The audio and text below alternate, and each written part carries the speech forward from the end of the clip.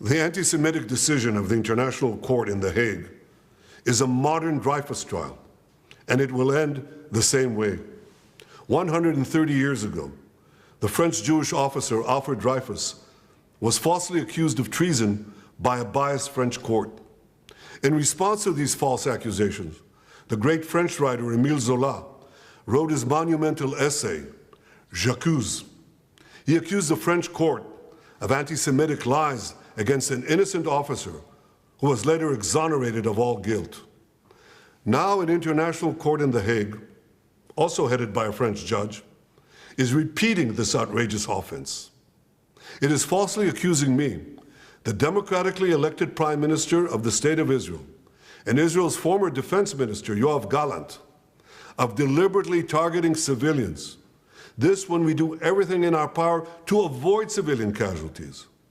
We issue millions of text messages, phone calls, leaflets to the citizens of Gaza to get them out of harm's way, while the Hamas terrorists do everything in their power to keep them in harm's way, including shooting them, using them as human shields. The court in The Hague accuses us of a deliberate policy of starvation. This when we've supplied Gaza with 700,000 tons of food to feed the people of Gaza. That's 3,200 calories for every man, woman, and child in Gaza. And these supplies are routinely looted by Hamas terrorists who deprive their people of much-needed food. Yet just in the last few weeks, Israel facilitated the vaccination of 97% of the people of Gaza against polio. This doesn't prevent the court of accusing us of genocide. What in God's name are they talking about in The Hague? The truth is simple. No war is more just than the war that Israel has been waging in Gaza after Hamas attacked us unprovoked, launching the worst massacre against the Jewish people since the Holocaust.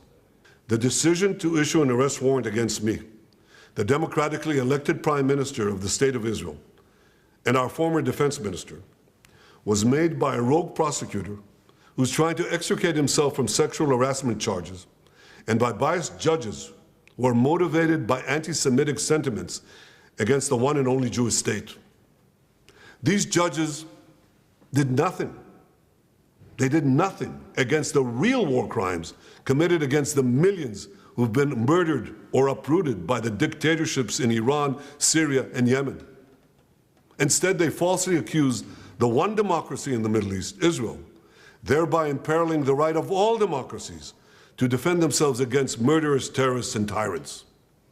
Nor did the court do anything against the Hamas terrorists who raped our women, beheaded our men, burned babies alive in front of their parents, and kidnapped hundreds of men, women, and children to the underground dungeons of Gaza. They're still holding 101 hostages, citizens of many lands, including the United States. Come to think of it, the court did issue one arrest warrant against Hamas. Now hear this. They issued an arrest warrant against the corpse of the Hamas arch-terrorist Mohammed Dev. His corpse. What an absurdity. No biased anti-Israel decision in The Hague will prevent the State of Israel from defending its citizens. And I want to thank our many friends around the world, especially those in the United States, who've condemned this outrage and who have said that this decision will have severe consequences for the ICC and those who cooperate with its decision. Israel will not recognize the validity of this decision. We will continue to do everything we must do to defend our citizens and defend our state against Iran's axis of terror, Iran and its terrorist proxies, which include Hamas, Hezbollah, the Houthis, and others. Our enemies are your enemies, and our victory will be your victory, the victory of civilization over barbarism and tyranny.